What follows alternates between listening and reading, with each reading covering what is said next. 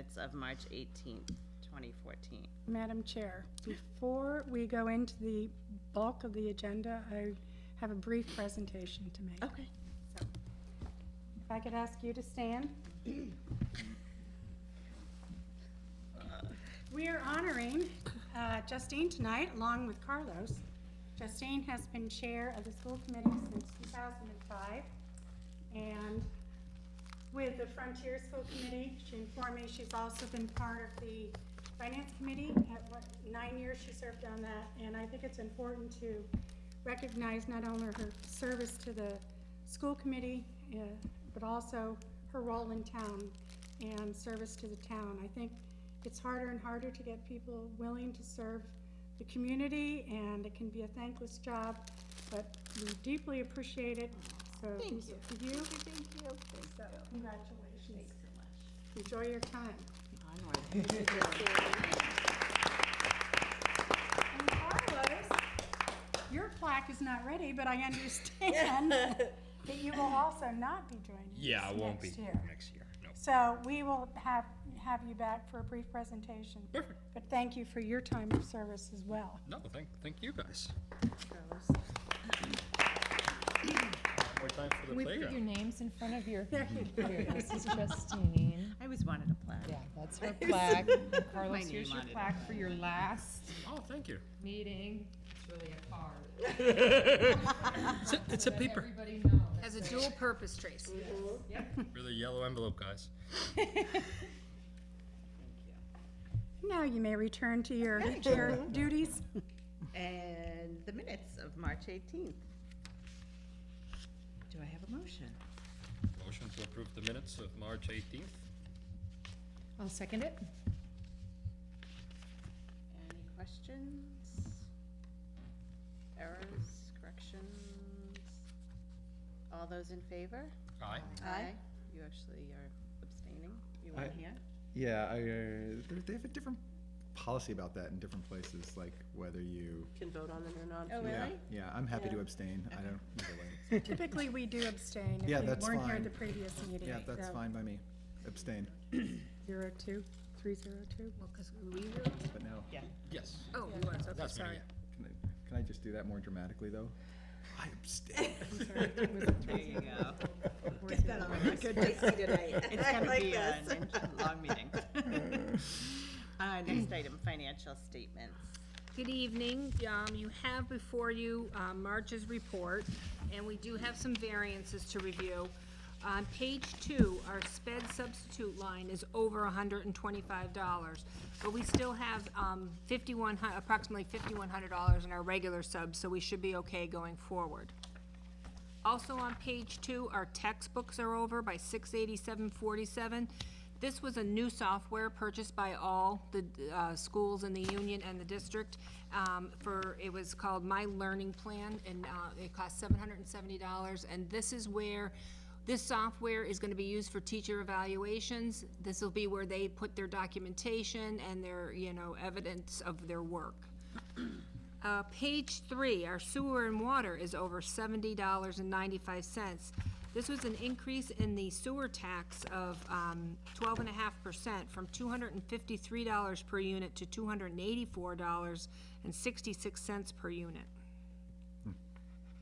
Also on page 3, our maintenance of equipment is over $333.61.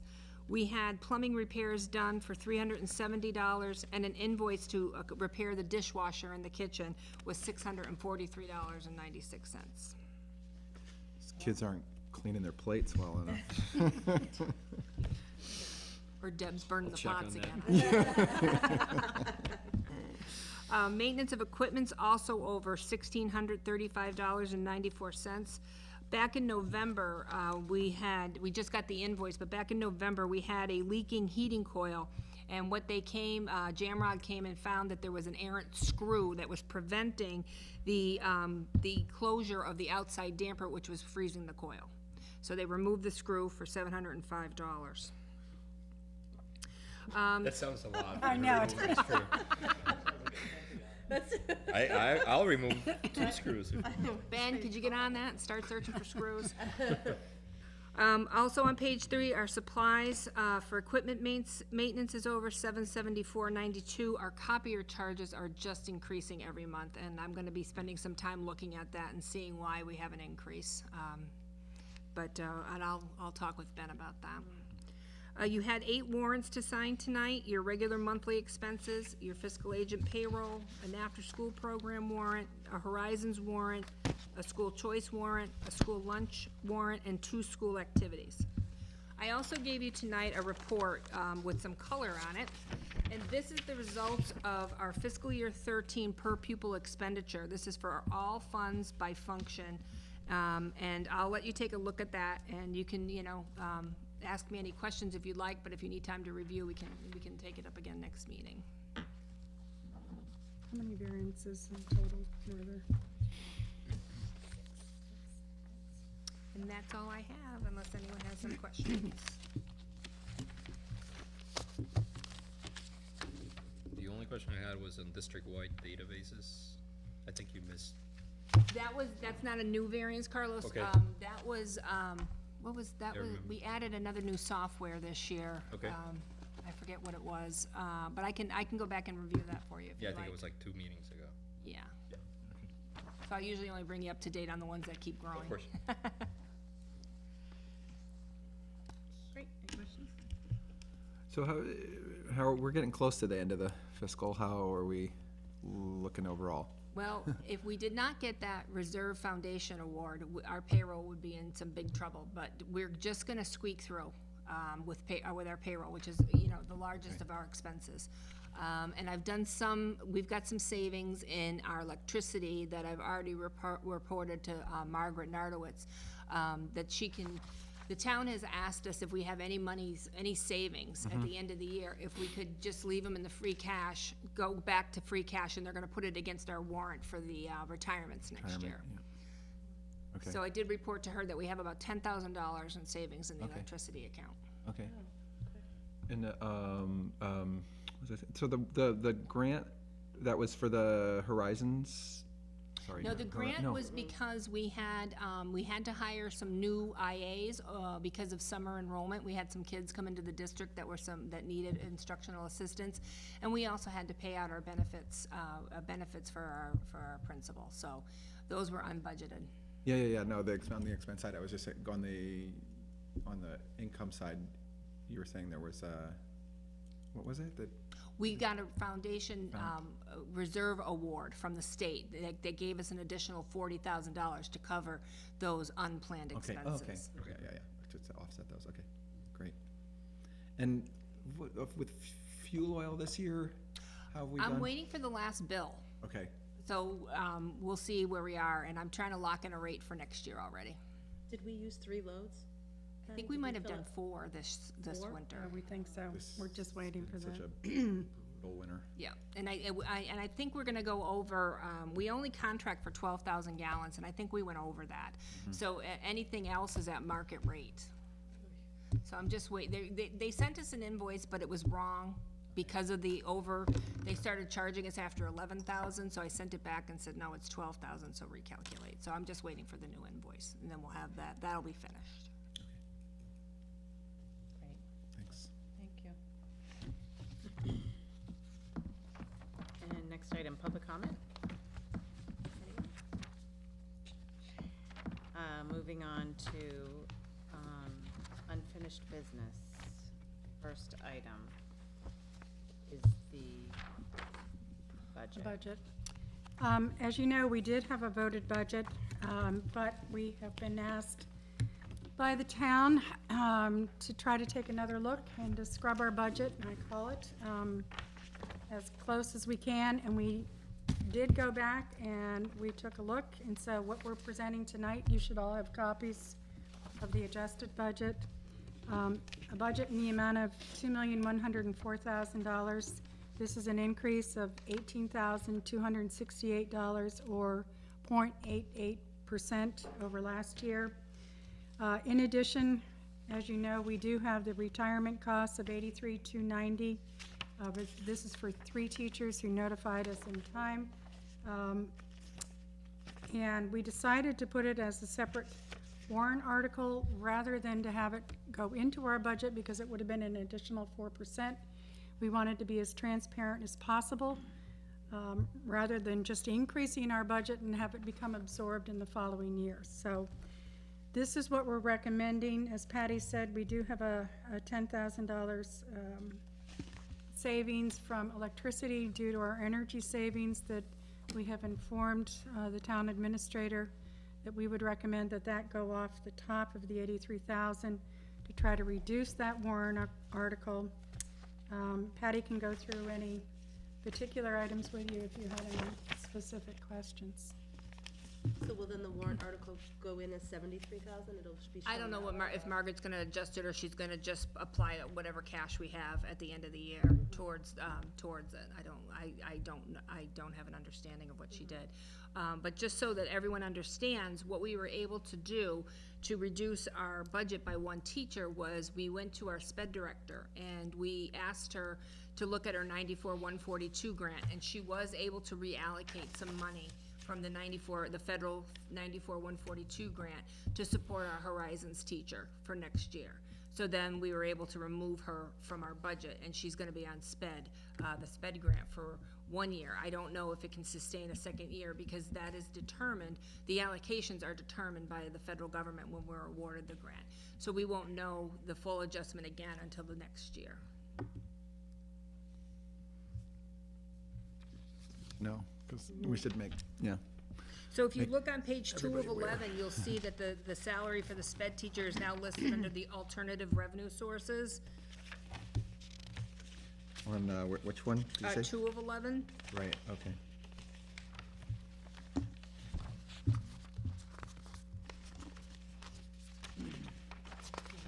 Okay.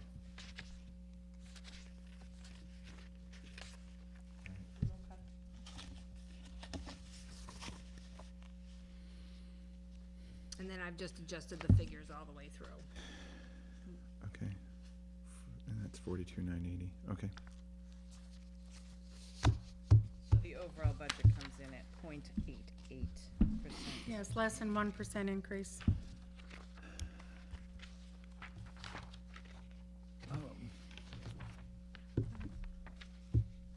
So,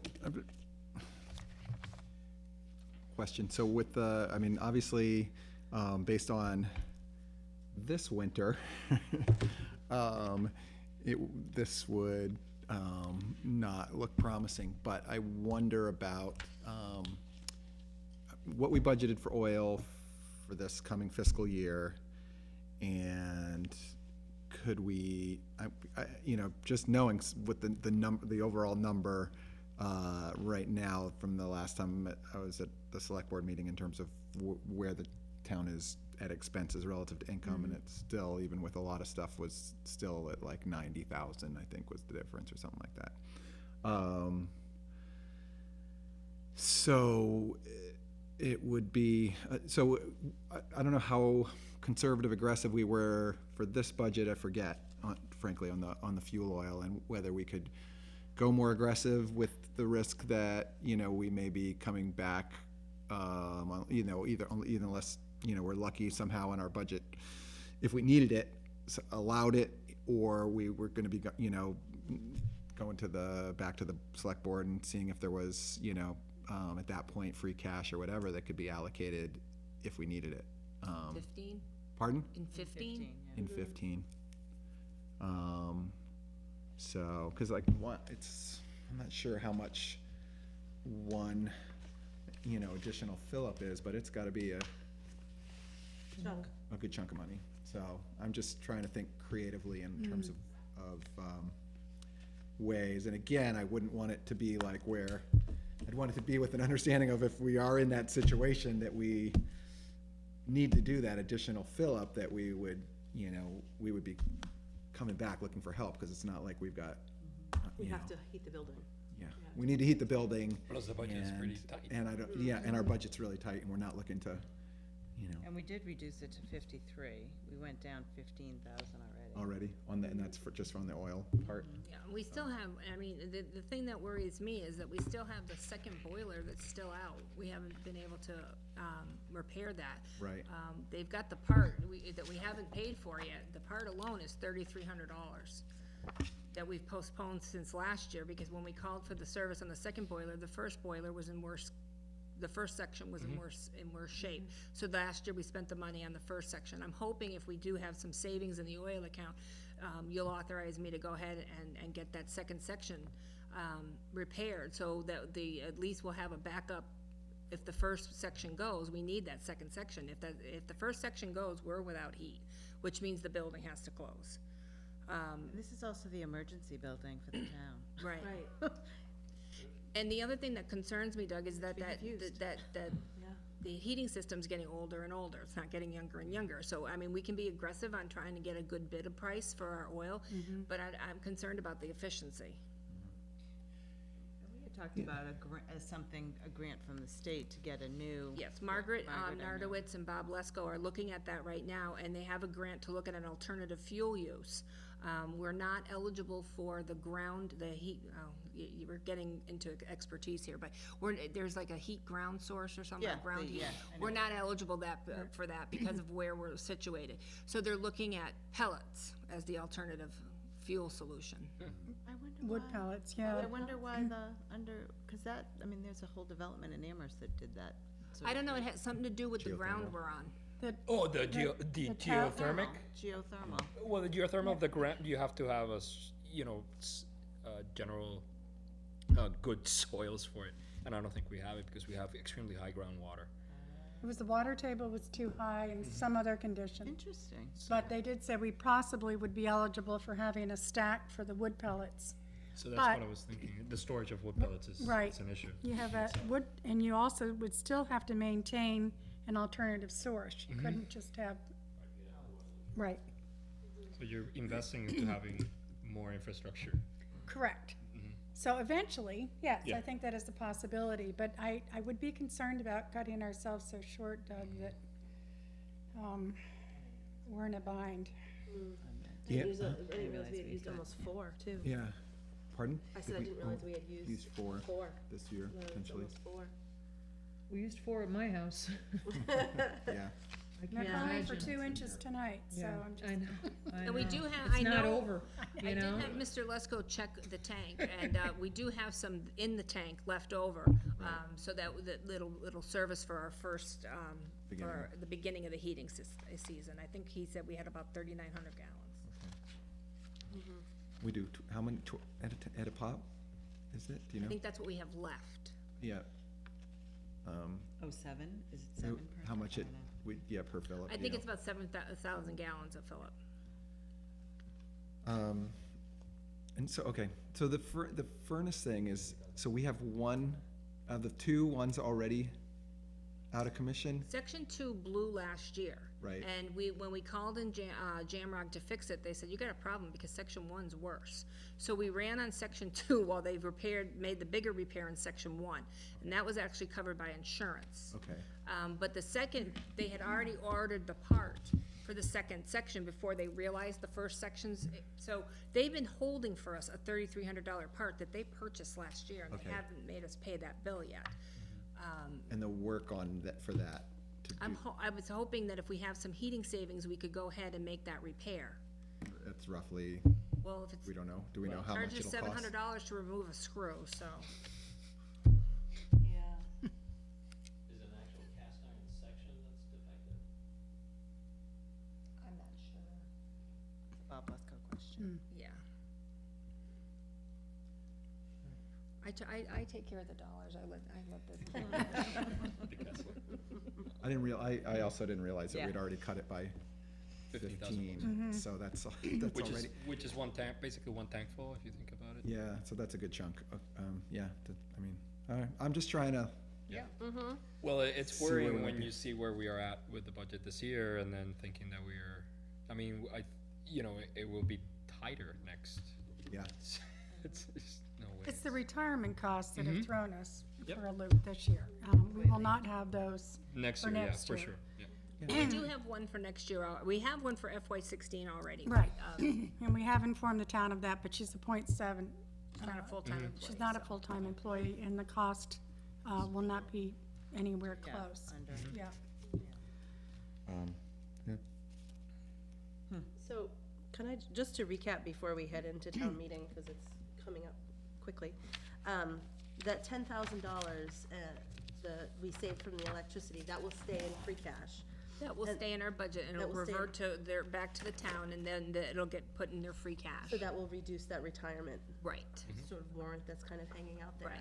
And then we've reduced our budget again by 42,980 for the, because now we're paying for one of our sped teachers with a sped grant. correct. So, okay, I'm just trying to think of some of the last things that we were at the selectmen's meeting, some of the few things that they had asked us to kind of go back and do. So we actually did cut our budget by $40,000, which is what Scott had asked. Yeah. Well, you haven't voted it yet. No, I know, I'm just trying to, think about the last few weeks, and, we actually did, I wouldn't have thought we had $40,000, to be able to do that, so. Oh, we didn't. Well, no, we didn't. But we were able to go back to the, Like, yeah, that is just, we didn't just find that anyway, but, I mean, that's grant money that luckily, Well, that's the thing, I mean, it's nice that we can probably squeak through this year. But next year, we're gonna, yeah. That's the thing that concerns me, is funding ongoing things with And, non-recurring. and here's, I mean, the situation we're in is like, I mean, looking at this, or since 3 years, 3 budgets, or 2 budgets ago, or 3 with this one, it's a total increase of maybe less than 3%, I think. And meanwhile, our student enrollment is up like 15% in the building. And, we're squeaking by with, getting the, this is another, again, like a one-time, possibly income source, but sooner or later, the income side has to, we have to figure out a solution in the town to, what's going on, and I don't know that it's gonna come from the state, so. Well, speaking of the income side of things, can I ask a question about the half-a-day preschool that we have in the building? And, Deerfield Elementary runs a full-day preschool. I'm just not sure, I mean, I'm sure it's not a real moneymaker, but that is some income, and it sure has been mentioned in town, that it would be more convenient and people would keep their kids in town. If it had been, I mean, would course, Kai I have would've done come the here same if it thing. had been a Of full course, day? I Right, would have paid, yeah, right? Likewise, yeah. Yeah. because I was in Northampton. So it's for that. just something, some development of that, there's potential there, which obviously we're not gonna see in 2014, but But something to think about. I really sure. think Yeah. that there could be, enough. potential for a program. Right, I really think that that's something that, it's been several years now, I think it should be examined. Well, one of the issues with that, Tracy, that we have to keep in consideration is that most of the districts are running into some trouble with their preschool programs because there are more and more families qualifying for aid. So we have reduced tuition, but our costs don't reduce. Of the people running the program. Right. Being the teachers. And they're fully right. certified union teachers, so we're paying top wages, and more people are qualifying for our financial aid. Also, if there's special ed, there is no tuition. So the income that's being taken in the other towns Yeah. is very, very limited. Okay, so that has been. They're much more of a cost than they are of an Okay. income source. Sunderland's been okay because we're still making enough money to partially fund our pre-K teacher. Okay. Okay, thank you, I didn't know And that. the state doesn't kick in for any, Well, they No. did start That's- counting, Right. start counting our pre-K and our foundation enrollment this year. But I think it's insignificant compared to the costs, so. Did you want to say something, Mr. Pierce? No, I was just wondering, because I know from just the people in this room, there's definitely been a market need for that out there. And Yeah. has anybody done any kind of surveys to see what kind of potential markets out there for that? Because that's one of the things that we were looking at longer term is, looking at something like that, like a full day, maybe like beefing that program up. Because I know over the years, there's been a big need. Right, they established one a year ago in Whately, And then the need dropped, so they stopped it, and they're back to a half-day program. I think it's not that it's a moving target, but I do think it ebbs and flows. Just the way we're monitoring the incoming kindergarten class. You know, we have census data, but that's no guarantee that everybody who's on the census, who's eligible, actually enrolls. So, Is there any kind of correlation to enrollment in, especially graduate programs in UMass? Has anybody looked at the data there? Looked at how that correlates to attendance there at all? Especially with, like us, with all the apartments and things like that, you get a lot of students, graduate students with kids and things like that. mhm. I wonder if there's any kind of correlation there at all with that. I don't think we ever had that data. No, the only thing I remember anecdotally is years ago, the higher the enrollment in UMass, the fewer housing that we had for, you know, families to come through, and then our enrollment would go down here. So, Right, the opposite. it was the opposite, right, right, Interesting. Less available housing. Right. Because of the influx in students. So, you know, as Tracy was saying, I think that, you know, it's not something we're gonna do for this cycle, but maybe, I mean, if we could look like maybe over the summer kind of project or something like that to like, you know, and then look in the fall at like, what would it be, what would the economics of it look like? And then think about it, because, you know, because it may not be a significant or any boost financially, but if we're, again, keeping more kids, you know, in town, you know, and starting them out here and making sure they're they coming in stay. and they stay and all that, then, you know, there's all kinds of benefits to the families and to the school. Well, I think what happens too is that when parents find out, you know, when parents are looking for a preschool that's a daycare, they're looking for someone that goes to 5 o'clock, and, Yeah. and then when they find out we only go to 3, Yeah, they pull out. yeah. Yeah. but we can certainly take a look at it, just because, you know, I have questions on it too. We can spout off opinions, but, I would like to look at Yeah. some data, sure. Did Whately open up a full day? They did last year For for 1 1 year. year only. I was gonna say, but it didn't, They Work out for they them? didn't have, when they did the survey of how many parents would be sending them back, it wasn't enough to sustain it. In hindsight, now parents are saying, well, I probably would have ended up sending them, but that wasn't the That's a tough- information at the yeah. time. So we're looking at that again, not for next year, but, you know, down the road. I think the other situation with Whately was when they decided to go full day, one of the daycares in their area was supposed to be closing, and then they reopened. So the kids that they were supposed to get remained where they were. so there's your 5 o'clock. Right. And also, Teresa, I know Deerfield, their preschool, they do have, there's a pickup option of 3 o'clock and a pickup option Right. of 5 o'clock. So You pay there extra is, for the 5 o'clock. yeah, Yep. right, you That's- pay more for. And lots of people go to it, and I think there's always a waiting list to get in there. Well, and I also think both parents have to be working. There's certain parameters. aren't there? There's There's stipulations, but stipulations. to be honest with you, this year, most of the children, for various reasons, qualify for pretty heavy aid, financial aid assistance, so. Yeah. That aid comes directly from the town, from the It district? comes off the tuition. Yeah. Yeah, Okay, So we're just collecting less revenue. right. of course, yeah. Right. And you think there would be some sort of program from the state, considering all the talk about early Early childhood childhood, education and yeah. how important it is, but, They giveth and then they taketh away Yeah. very quickly. yeah, A right. lot of talk about it. Yeah, there's a Yeah, lot of, But exactly. then they never really exactly. dedicate the money towards it.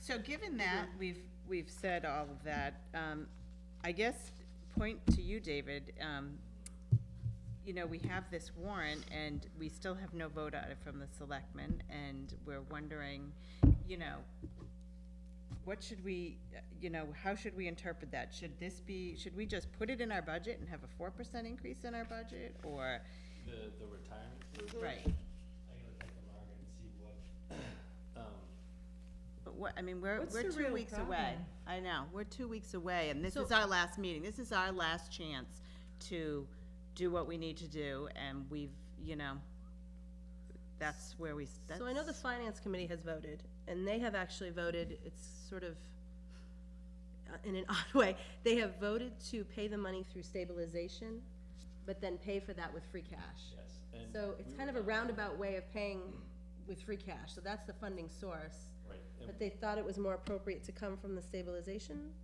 yeah, we decided may as well just take it from free cash. from free cash. One of the things that we decided last night is rather than, because we had that model to take roughly like, say, 33%, save it for the next year, 33% Right. for use in the current year, and then say 33% for stabilization. And we kind of decided not to put it in stabilization at that point, because, you know, the way stabilization's been going. Mm-hmm. So we may end up doing that. But the one thing we do not want to do is dip into the last third, because that's very dangerous. Because, you know, you talk about here, just in this microcosm, about the risk of running down on free cash. So what would that You figure don't be, wanna David? go in there. Trying to remember, I'd have to look, I gotta see, I don't know Last the third? exact number. So I don't know the total. Isn't that like Is it 111? I was 390? looking through, I don't have it, I was looking to see if I had a copy in my email, but I don't. and we have no ability here at the school to do any sort of saving program. We are operating on we cannot do free cash, we cannot do nothing. We, you know, we are not the Frontier can do it, it's a regional school, we are. Oh, is that why what we- Frontier can do What it? we get is what we get, and that's it. We are a department of the town. Right. So the town has the ability, I Right, didn't realize that Frontier could do it. Frontier Frontier can because can they're do their own district, but right. But we are a department of the town, so the town has the ability to do it, but we do not. And do you understand, David, why we elected to do it as a separate warrant article? Yeah, Okay. I get, I understand why that came up, you know. Because otherwise it would be in our budget next year, and we'd Right. be, Right, and then people will go, oh, you hit it. It's a or- double-edged sword, because Totally. Yeah. it's not, and a lot of this has to go with back history and individuals and how it was done in the past and everything, and like I said, it's a double-edged sword, because you don't wanna put it in and then just artificially, which it is, it's an artificial inflation of the overall course. budget by Right. X%. Mm-hmm. But then, you know, then the whole argument is, well, if we put it out here, you know, it's really part of the overall school budget. So somehow we gotta figure out a way to deal with it. And you can come up with a lot of the ideas on paper, but the problem is you're sort of hamstrung by regulations in terms of what you can do with various accounts and things like that. So I think we gotta somehow figure out a way to deal with it on an ongoing basis. My concern is getting to the town floor and having a Exactly, vote to yeah. put it back into the budget, and suddenly we've gotta cut our budget by $73,000. There, That's, on town meeting floor. that's my biggest concern. right. I don't have a problem, I know, Justine or Amy or any people on our committee would have no problem explaining to the townspeople why we're doing it this way. And I think any, person in the town could understand it and say, oh yeah, this is an odd occurrence, it won't happen again for another 15 years if ever. So we get it. And I think that's kind of what we have to discuss at the town meeting, and then say, we're gonna do this, and then we have to figure out going forward, what's the best way to deal with it, It almost feels like, it's the hot potato of the budget cycle this year. Well, Like, nobody it's- really wants to take ownership of it. And But, it's sort of and a it- It's super scapegoat. silly. But if we It's do- 3 retirements, we Right. owe them to the people that did the work, we need to pay it Right. and move along. It's Yeah, not that it's- complicated, it's Well, it just, is. It's we're not putting complicated. it here, we're complicated, putting it but there, we're it's- putting it here, we're right. putting it there, I mean, Right. it's gotta be somewhere. But we have to have the money to pay for it. and I mean, like Marty That's says, the issue. I don't Right. want it, I don't want to get to town meeting floor and then have to, because we can't go up on town meeting floor. We Right. have to go down. Is that- So those oh, Yeah. Well, just by Absolutely. rule or Yes. by the, Yeah, by by- the that's- fact that's- that there's, The rule. there's So no, that's the rule, That's a Oh. rule, And you then can't the- go. oh, And then the cuts need to happen at that moment? at that moment. at that moment. No, well, No. not, Well, not the, what you're Specific cuts, but the specific. amount is voted. The amount is voted on The town amount meeting. is voted. So if our budget gets approved, Tracy, if our budget gets approved at the 4,104,000, wherever we're at. Yep. But that warrant gets voted down, then we've gotta make room in our budget to take that money back in. And we can't, there's just nowhere else to go. Then we start to cut. I'm confused. So so you're Things that saying we're on not town willing to meeting cut. floor, Or that somebody weren't can't planned say, for. This this is planned happens for. where somebody says, I think we should increase a line item on the town budget, or You so that can increase. happen, right? Somebody could vote to increase your budget. Right, but what you're saying is, if that's been voted and approved, and then it's at that, then the warrant subsequently Fails. fails. Then we're in trouble. We're But responsible. although, is it clear who's responsible to? We are. I'm not saying that In they the have to end, be we are. paid. No matter what, we are, Yeah, I think in the end. with the Yeah. budget reduction and everything, I think we'll probably be okay, but and that's our hope, that if we put forth our best faith effort, that we looked at this as carefully as we could without being irresponsible. yeah. That people would see, that we are trying to work together and we're trying to provide the best education and we're trying not to bleed the town, that this, that this would be acceptable. Because we could just put it in that 4%, we could put it in our budget and then, explain that 4% that way. Because there's obviously nothing else we wanna cut, we've had those discussions. So, but then it's not a true, as we go forward, Right, and you have that, you go back, oh no, that was the year we had that, and you've gotta have that and then you have to discussion explain that. for the next 5 years, which makes no sense. I'd rather deal with it this year and then Right. work Okay. harder to come up with a reasonable plan for it, cause there's gotta be a way that we can average it out somehow. What would your suggestion be, Dave? Well, I had a suggestion, but I don't know if you can do it from an accounting perspective, is, you pick a time span going back and say, okay, over the last, say, 5 years, what's been our average retirement per year? So if it's like 1.2 or whatever, and then you kinda save up for that. But, there's gonna be ebbs and flows. The town saves up, the town saves up for Right. that? Cause we can't. So we would have Well, to no, put you on, have to put it as part of the budget, because But it's we an wouldn't be operating- expending it. So then it would just turn into Well- free cash and go back to the town. see, and it was, We And can't you have have that to put line it item. somewhere to make it accumulate, we Well, can't. that's the thing, and there was a lot of discussion last night that we don't necessarily wanna roll it directly into the town and have them be part of like the rest of the town employees, because there's no, right, this is one of the things, there's no town control over, cause you guys actually control it, so from a philosophical perspective, why have that rolled into the town when we have absolutely no say or control really directly over that, like we would another employee of the town? So we're trying to figure out a way to make it a fair and reasonable part of the school operating budget. But keep in mind too, that everything that's going on here is a microcosm of all the frustrations that we're dealing with at the town level. Because the frustrating thing is, we get to this point and then we realize, okay, now we've gotta cut something. Those cuts, generally speaking, we managed to, you guys did a great job with that 40,000, but after a certain point, what else are you gonna cut? And then, from the town side, you look at it, and like, what was it, say we're at the 100,000 mark or whatever, that you have to reduce, like that 90,000 we're talking Yeah. about, there's only 30% or so of the budget left that you can take that from. And that's, and it's just really frustrating all around. And one of the points that, I tried to make to some individuals at one of the other meetings was that, at some point, we're gonna have to think about an override. We can't continue to go, and 2.5% in some ways is sort of an arbitrary figure. In that you can't logically expect life to go on and never have increases over 2.5%. Completely agree. It's illogical. The law, and it wasn't actually intended to say you never do it, it's just that if Well, you're gonna that's it. do it, you Right. have to do it, you have to Exactly. You need go more- you need and, extra an consistency. extra, right. That's the thing, and it, unfortunately, the bad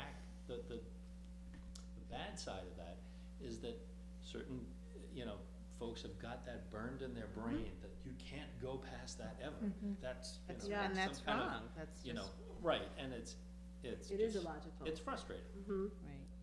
and So Dave, do you know what does that gap look like now still for the town?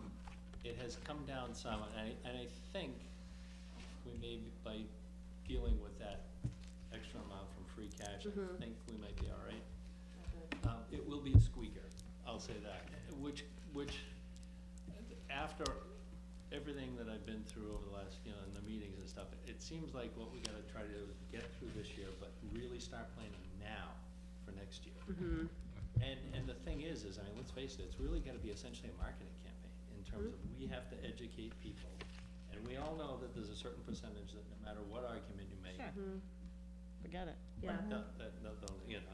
but It's never we've gonna gotta happen. really start looking at, at stepping that up. And, I mean, and, as I've said before too, I mean, I don't have to tell you, Justine, but how much of your home value is tied up by schools? Absolutely. Aside from all of the other things. 98%. Yeah, yeah.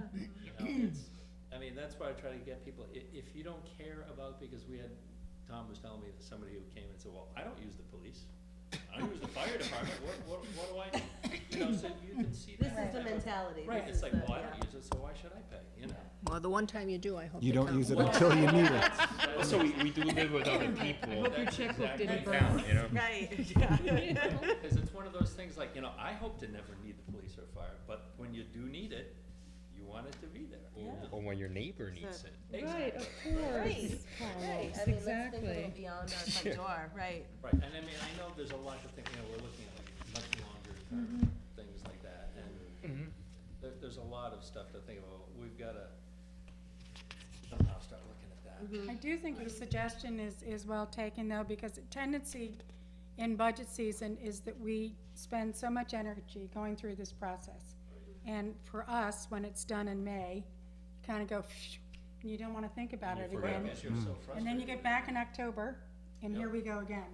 And I think you're right. If we're gonna start thinking about it, and I know Deerfield's in the same situation, now's the time to start thinking about it, not in October and November again of next year. And one of the things that I've been trying to, and I gotta start doing some stuff for the town on like presenting data, and maybe we can start doing it with some of the school stuff too, but one of the frustrating things is we end up all kind of banging our heads against the wall, dealing with this situation.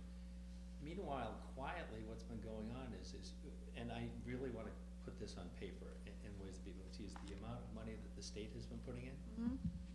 Under our great education governor has been going down, the wrong way. And so who's left to pick up the rest of the tab? It's us, and there's only so much that can come out of without cutting into everything else. And that's one of the things that doesn't really get talked about. No, it doesn't. It's really Not enough. frustrating to see that It is. obviously things are better in the state, and the state is collecting a lot more tax dollars. Where is it going? Because if you look at the town cherry sheet, it's completely flat, and that makes no sense to me. Although I will say, I saw an email when I was sitting here earlier, that Please say good news. in the House Ways and Means budget, there was an extra 20,000 in choice sending tuition. Now, keep our fingers crossed that maybe that Okay. gets in there. There was a little bump up in the cherry sheet, so I'm hoping that, 20,000 will help it. We'll take whatever we can get. At this point, 20,000 sounds pretty good. Yeah. Exactly, but, Yeah. and I think we had that discussion, at the last thing about, maybe starting to really put some pressure on the state about, that funding, because, and I'm really, the more I learn about it, the more firmly I'm convinced that we're never gonna get any real meaningful reform in education until we look at really reevaluating and changing our funding formulas. Because we're just gonna We keep doing the going same through thing this every infinite year loop and of- every year. Exactly. And, And adding more things to our, which, Marty wrote a great letter to our representatives regarding unfunded mandates. And that's what they do. They don't give us any more money, but they continue to, It gets piled up everywhere. more and more things that you've got to report and everything else. Scott, I aren't you? suspect all the testing and the. Well, I can tell you from the superintendent's level, it's become much more political. It's probably not a day goes by that I am not asked to send another letter to the reps on, regional transportation and circuit breaker, and so everyone is part of this, and I think the pressure will eventually be applied, but it takes a long time,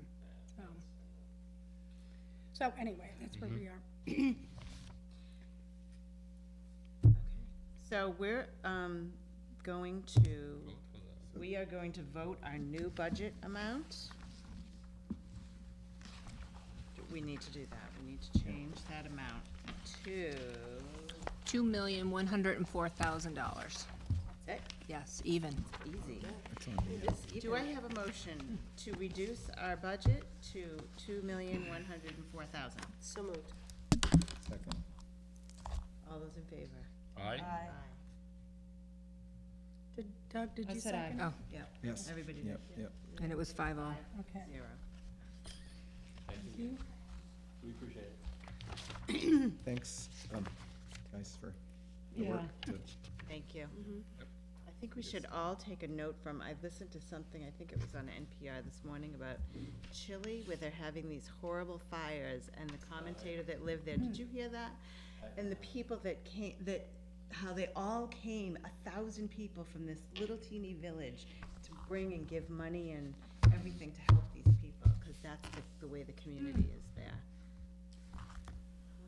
Well, I know, but it's interesting though, but in the, you know, people do come out and help, right, in certain contexts, for sure, all the time, and in disasters, and not even disasters, and, But you that's know, what they were saying, not and even are in- generous to people around them all the time. I think there's just a context, there's a mistrust of, you know, Right. if it's going through the tax process, you know, the process, that you can't trust it, and you know, and yet, you know, we're talking about, you know, our school, and, you know, being able to help people when their house is on fire, and so it's somehow the And there's a mentality. complexity to it too, that's hard, if you don't follow it, and you don't really kind of stay up on it, there's a complexity to all of this and all of these numbers that, I mean, let's face it, it's really hard to follow if you tune in here or tune in there. Right. It's hard to follow when you look at it all the time. Exactly. Because it changes and, you know, I mean, just the funds and this is the stabilization fund and the capital.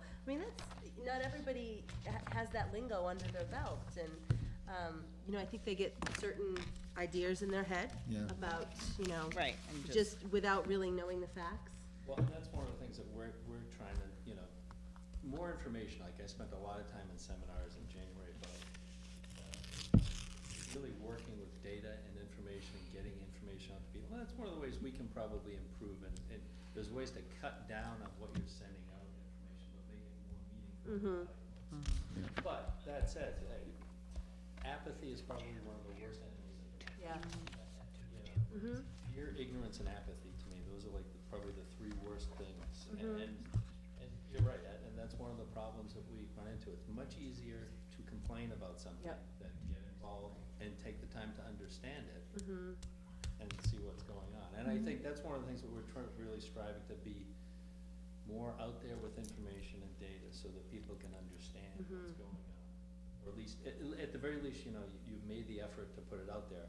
And then as citizens, it's our obligation to understand it and get involved. And being involved in a democracy is more than just showing up on voting day. Right. That's Right. one of the tiniest parts of it, really. Well, thank you all. Thanks. And now we're gonna move on. Are we ready? I have the next policy. This is the bus policy that I brought to you for consideration last month. This is student transportation, EEA. Remember, it's just number 9. And this will begin after April break, as long as I get your vote and Conway's vote tomorrow night. This is students in grades kindergarten through 3rd will not be released from the bus unless a parent, guardian, or designated caregiver is present. If that occurs, the child will be brought back to the school, brought to the office, and the parent will be called. So it seemed to be a favorable discussion last month. So we will need a vote on this. I just had a question from a parent. Is the appointed caregiver, that can be an older sibling? Okay. Sure. Any questions? Do I have a motion? Well, I'd like to make a motion to approve the revised transportation budget policy. I mean, EEA. Policy and you know EEA. there's a budget involved here too. Do I have a second? Policy, please. Second. All those in favor? Aye. Aye. Okay, thank you very much. And Scott Paul, our technology director, has been waiting patiently. Thank you so He tells me that he finds these discussions interesting as he goes to the, It's tough to talk about technology. Come to 50 of them a year Yeah. and see how interesting. I have asked Scott to come to all of the school committee meetings this month to go over kind of his assessment of where we are, what his thoughts are. As you know, we didn't bring in any budgetary items for anything additional for technology for this year, or for the FY15. But we are going to be needing to address this. So we have no XP computers. So, so Scott, take it away. I wish we could say we have no XP computers, but the fact is that a lot of the equipment doesn't even support Windows 7.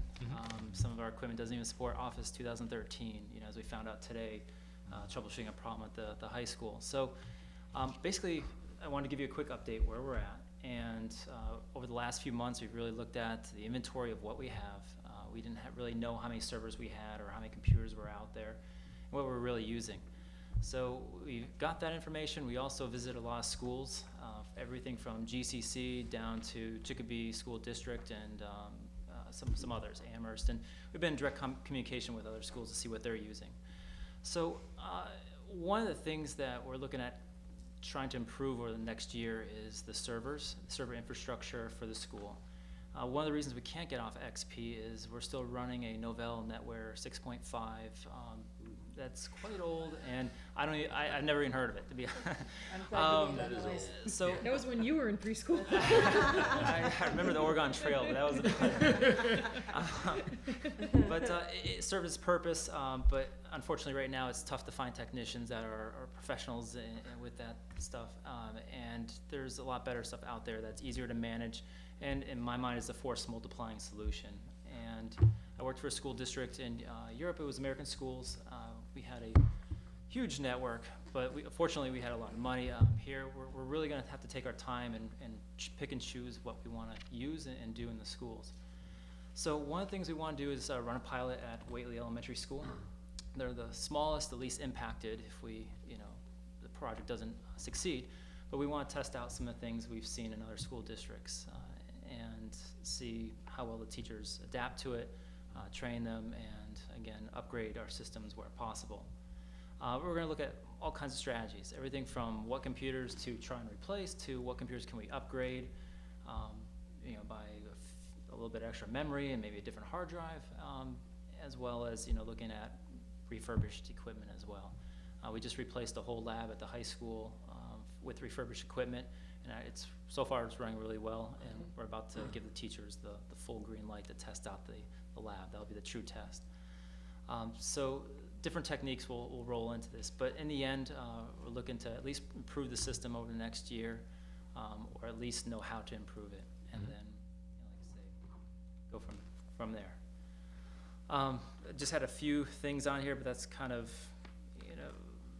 common sense. I think a lot of the experience we've had, for equipment failing is simply because we're letting it run to the very end, and we're letting it crash and burn, and at that point there's no backup, there's nothing, and we have to react to it. So hoping in the future to kind of build like a life cycle management plan of our systems and our computers, so that we know how much we should be expecting to replace and keep our computers maybe 5 years or younger, and work software and everything else into it. So any questions from? So what are servers being used for at this point in Servers, well, are you talking district level or within schools they're all themselves? connected. It's all one network. Uh-huh. And the heart of it is really the high school. And that's where the email and everything stems out from. And it's, okay, and so the schools, we're doing our own email? And It is tied in. It's absolutely dependent upon the high school equipment. And that's the catch-22 is that we have equipment even in Springfield that is the firewall and basically the security equipment that protects all 5 schools and the central office. So there's a lot of systems that are shared. The email server here will not work without Frontier's systems. It's all routed through that school and out. So when you look at it, it's like a giant star, and each of the elementary schools is one end or tip of that star. We have the least amount of equipment here at the elementary school, but it's just as important. It serves the ability to put in www.google.com and translate it to an IP address so that it can communicate. Really basic things, logins, being able to authenticate users and track users, make sure that we can properly web filter students and other things like that. That is required for E-rate and all that kind of thing. Yeah.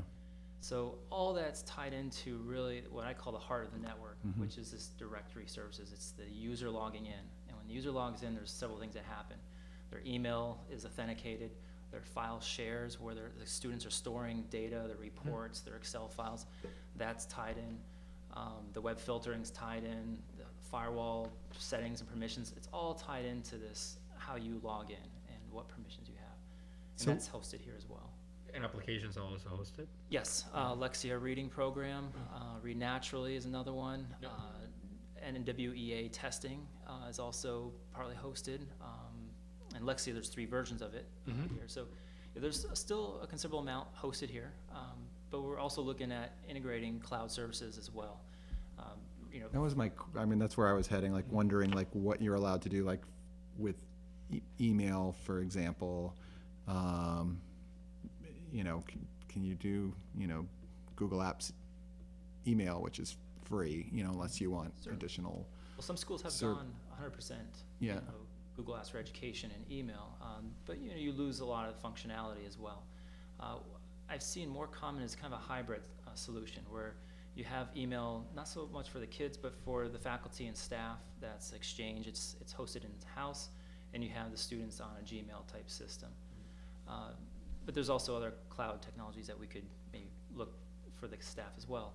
One of the things we could do here is we have an email server at every school. We can pull that functionality back to, say, the high school and host it on, maybe a cluster of servers where one goes down, it's not affected. Right now, even with all the servers we have, if one fails, we feel the impact immediately, and Ben can attest to that. If the one server at the high school has an issue, it's likely it's going to affect the entire district. So it might make sense to consolidate there, and if, again, it's a funding issue. Yeah. It's cost me time for technicians. They have to configure the systems, we have to buy the systems, we have to train on the systems, and we have to manage the systems. If we can do it in the cloud, a lot of schools have made the argument that you don't have to train your technicians, and you don't really have to manage physical equipment. So what we're looking at right now is at least for the students getting off of what we have, the group-wise system, and possibly doing a Google Apps for Education type solution. So the idea that doing the Waitley program first is to get some sense of cost, get some sense of what works, Yep, and how then it try works, some to feedback. translate to the other schools. Sure, and we're gonna, stumble through that as well. Of There's- course. There's gonna be problems that we're gonna encounter and things we didn't foresee, and there's things we don't know of yet. Running a really good backup system versus what we have now, if that's important. Yeah, there's just a number of things we're gonna test. And then from my view is it's kind of scary in the way that in my office, architectural firm, we've just gone through not doing what we should have done for many, many years, and all of a sudden we've had to, in the last year and a half, change everything, including server, including all our stations, including software and all this stuff, and the cost is being ridiculous. So, I appreciate the fact that somebody's taking the time to actually do this ahead of time, because it's a huge issue, especially with the new way that software is distributed and how you pay for it, and how you the old days of having one disk that you share between 15, 20 computers is long gone, and you're paying for subscriptions for each one of those. So it multiplies the cost of everything. Sure does. They knew we were cheating with those discs. But like I say, we'll keep what we have running the best we can. We've kind of been picking up the pieces over the last few months, and just trying to fix what we can, try to reuse what we can, and then we're gonna get to a point eventually where we're at the best we can be without buying new equipment. And Maury knows we looked at solutions of replacing everything at once, and it was just untouchable, to be honest. That was amusing when you brought that to me. I'm like, you're not working with the Department of Defense anymore, Scott. Yeah, I heard the laughing for weeks I now. know. He said, "Is this unreasonable?" And I just kept laughing because I felt a little quake in Sunderland even, I think, yeah. The earth So, moved. but truly, is there money tied, like, what are we talking about? there is nothing budgeted for FY15. Okay. And we wanted to be, this is Scott's first year. We had many, many needs in assessing where we were, Okay. assessing what our equipment had on it, what was talking to whatever, what wasn't working, what needed backup in it, and we have a new tech team, so this has taken some time. Brand And we new, wanted to yeah. be, thoughtful and careful, because our funds are limited, that when we did come back to you for funding, that we knew exactly what we were asking for, and not just some pie-in-the-sky figure. We also are gonna be developing a plan over time. We're not gonna come in and say, we need X number of dollars this year, and not, but it will be this year. Plan. Right, Okay. so we'll have a 5-year plan or a 3-year plan. And what is the timeframe, before you think you'll know, Marty or Scott, what that will look like, what you'll be asking for? Well, Yeah, I mean, I think that the testing's gonna occur throughout June, and probably well into the summer, and at that point, I think we'll have a pretty good handle on, what we'll ask for. So this is gearing up to go Yes. right now, okay. Yep. We just sent our technicians 3 weeks of training to kind of get them up to speed, because even our existing technician had to take a huge step and not just go from desktop support technician to a server administrator, but the senior system administrator, which is a huge jump for him. And then we have a new gentleman, Mike Peliquin, on board, who's been coming up with great ideas and helping the elementary schools out, and myself. So I'm hoping to bring some of the lessons learned from my previous school district, and not have to redo things. But we're also looking at redoing things from the ground up as well with these pilots. It's not just as simple as setting up the servers. It's looking at the IP address scheme and things that are very technical. I'm shaking my head, but I actually really don't know what you're talking That's about. okay. Well, a good example is Sunderland. Yes. If you try to connect to the wireless, it's maybe a 50-50 chance of getting on, because we only have so many programmed range of computers that can be on it. And since the wireless has come on, the number of devices has increased past our range. But That's a problem. But is there only a certain number of devices that can go on because of money? I mean, that's how much we paid for to go? Right now, we allow anything on Okay. the network. Bring your own device, basically, Okay. theoretically. So teachers have iPads, their personal devices, Right, things like that. right. I think it's reconfiguring No, it. but I'm asking, Reconfiguring why it. wouldn't you be able to get on? Why is it a The 50-50? bandwidth. It's simply configuration. It's configuring just how it's back, 10 years ago, you never could have imagined having more than 200 Okay, computers on the okay, I network. got it. I totally have it. Now there is. So, That, I know you want to get into, but I was wondering if, Just sort of a couple of things, like one, like, it would seem like a lot of this really needs to go more in like operating versus capital because of technology, and then I'm glad, because one of the questions I was gonna ask is what's the plan longer term, because it's almost like a constantly evolving, changing thing that, and the other thing is when you step back and look at the big picture, it's not just the schools, but it's all of the towns in this, we're all in the same boat technologically. I mean, we're running horribly old equipment, and I'm hoping that maybe there's some economy of scale that we can bundle a lot of stuff together. I mean, maybe we should be looking, even just at least in the initial phase, to step back and see if we can combine some things and. we had talked about some district-wide support. Yeah. I mean, why should we have it all for the schools? Why couldn't we get an employee who could also work with the towns? Every single town is in the same spot that you're in. We're all, the towns, the schools, we're all in the same Right. boat, because let's face it, we're not flush with cash, as we all know. And, and this stuff costs money. And, and one of the things I'm hoping is, maybe we can look at somehow getting some corporate sponsorship in for some stuff too. I mean, there's, I just said, we right, need a I big mean, these donator. companies wanna get their products out, well, hey, Yeah. pilot some with us, come on, Yeah. and, Dave, that was definitely a consideration we've had. Just to quickly put in my plug for this, we're also looking at district-wide, maybe something to do with maintenance. I mean, we spend a fortune on bringing in, I won't name some companies who are profiting from our, Schools. right. From the kids.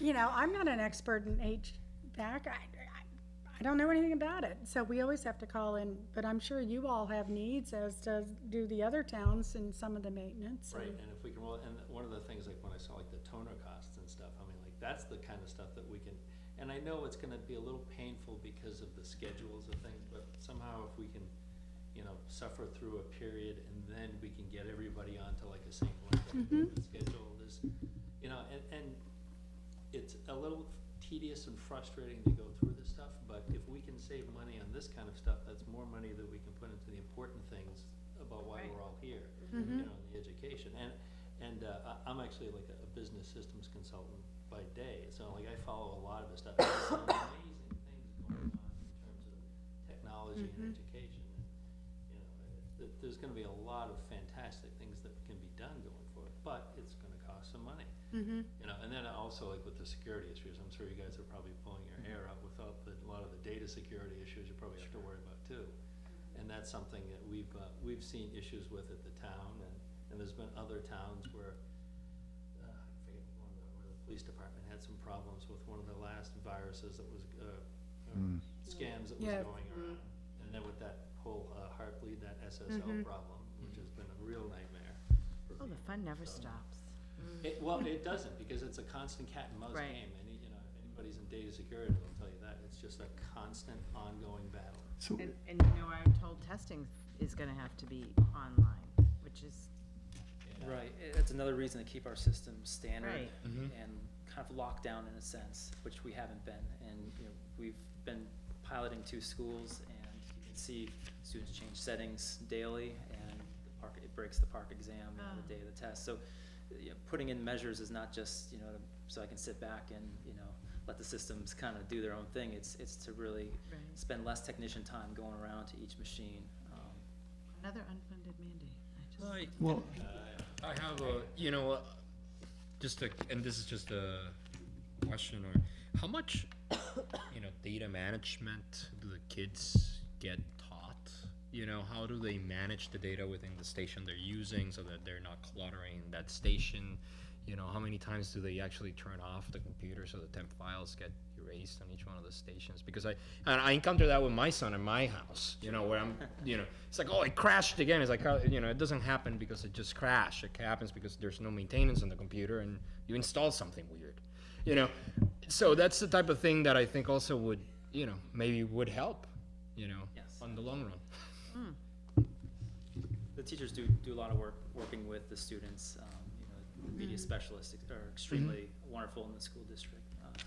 So that's the main person to really answer that Who question. can answer that question? Yeah. I'm just wondering again. That's Seems ongoing. likely. That was awesome. But yeah, we're looking at, you know, right now with the new systems, new pilot, we are talking, you know, what each student is expected to do, you know, generic accounts, easy to log in for the younger grades, just so they can get familiar with the system, and then Yep. as they go on, they get more secure, more password protected, get used to logging in, Yep. owning their own files and having to manage it. Is it primarily Windows equipment? Yes. Okay, Any other Yep. questions?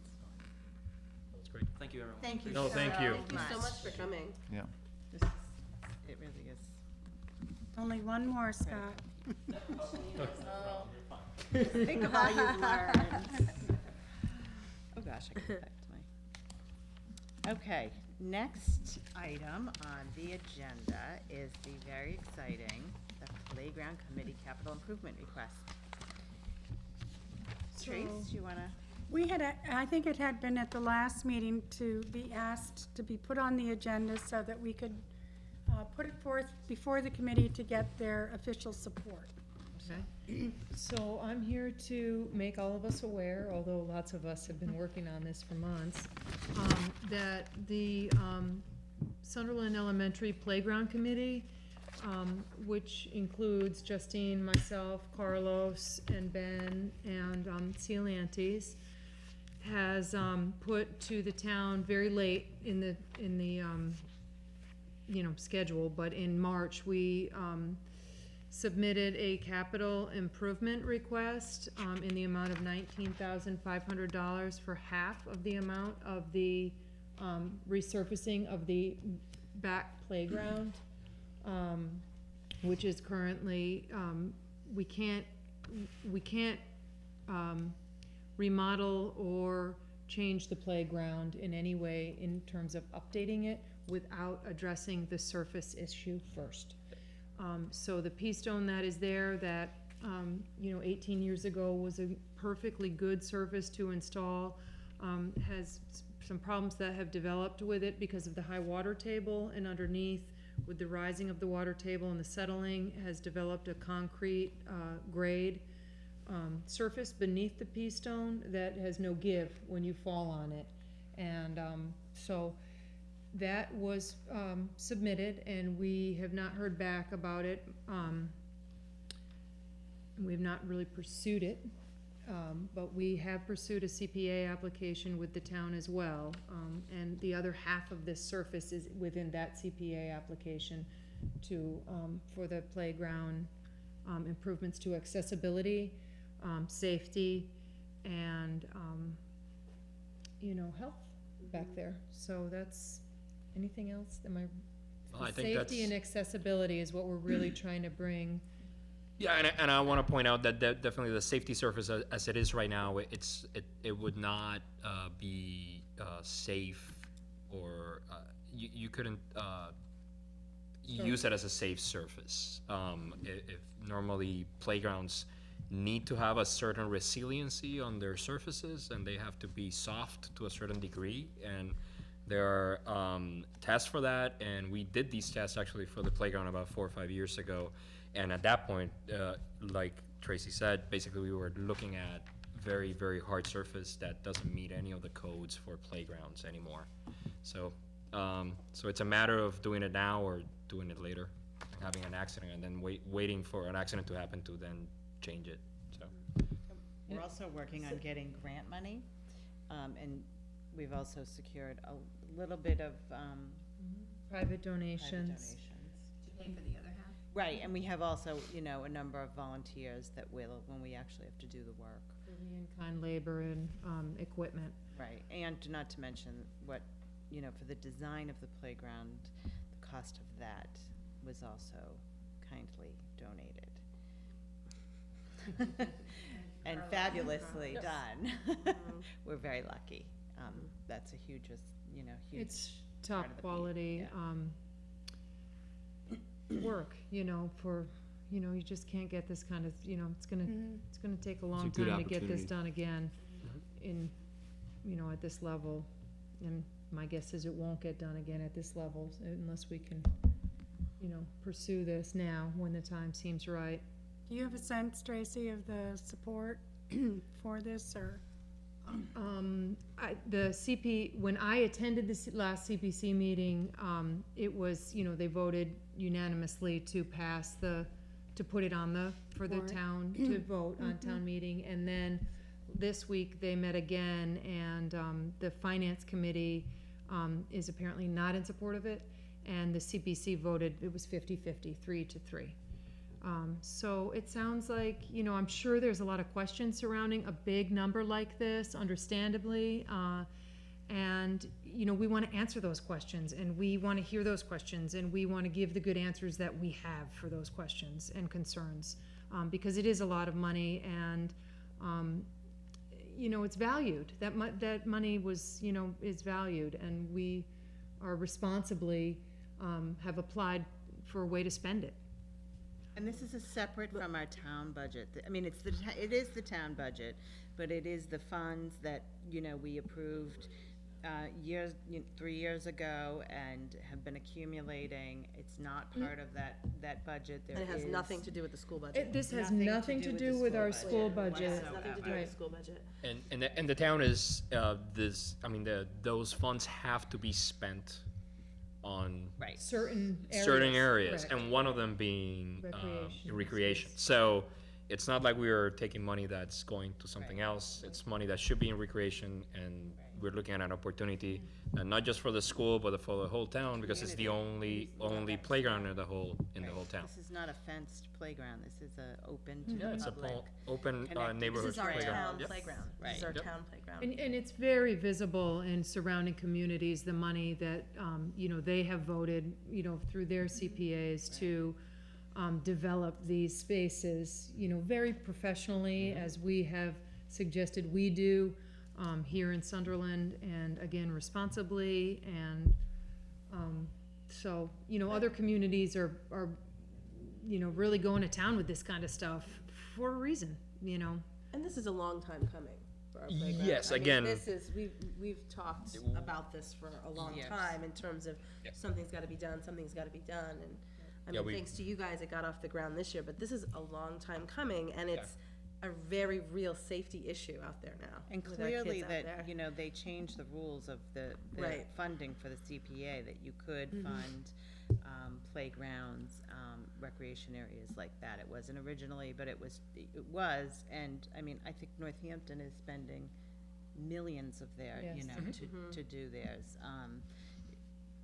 Deerfield is looking at it. It's an, makes sense. right. Tracy, can I have the exact amount, the half, 19,000? 19,500, and that's half of the $39,000 Okay.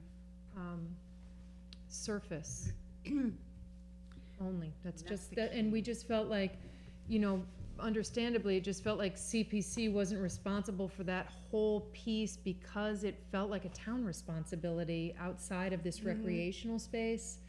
It, for those reasons, we just felt like it should be, examined and put under their eyes to, make a determination on. And So we don't have a vote on here, but if it would help, it would be nice to have I a think it show would of be great. support, Yeah, to have a, Absolutely. That was one of the questions. That's what I I heard think, Tom say last night. Because there were, the three people who voted no on it, from what Tom was saying, because he actually was apparently was not one of those three. It's not an outright, I think it's more a matter of comfort or, some things like that, and as far as planning. And I did mention too that unlike some other communities, you guys actually have Had a a plan. plan in place. Right. A fabulous Other, plan. other communities have voted a large chunk of money and they don't have Plan. as well-defined a plan. Near the Right. detail. I think there was some, it sounded like there was some questions about the plan, maybe it was just a question of them not knowing, enough information. I was working on this with Carlos back before I was even on the select board, so this has been something that's been going on That's, for I mean, this is years. a long time coming. And I think it's important to stress the design donation, and this is like something like, that, Francis Mosea always keeps mentioning. Yeah. The amount of money, which time is money, that a number of people spend that doesn't get seen. He always makes that point, you're And right. it's very important, and, and the amount of time, and I guarantee there will be plenty of us down here with shovels and tools in hand. And I was witness to the pavilion that's back out there, for those of us who are up there, so. I mean, so I think will be a big thing to stress, and I think probably for some people, one of the discomfort factors was when they saw the price tag, they realized, well, that's almost the same amount as all of the CPC money that's available.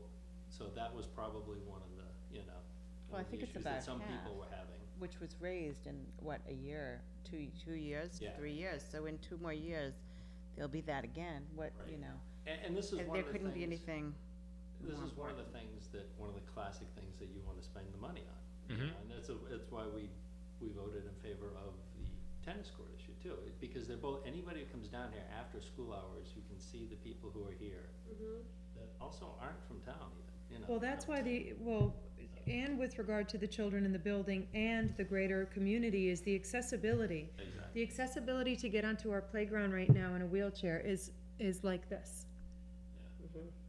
This is what you How have. much of the playground you can use. Yeah, Right. This is- literally. Yeah. This is for real. I took a picture of it because I think that people just are not clear on, the status And we out also there. had a 3-year plan. It was also adding trails and Right. adding, Adult fitness workstations, It's workstations. also a Right. maintenance issue.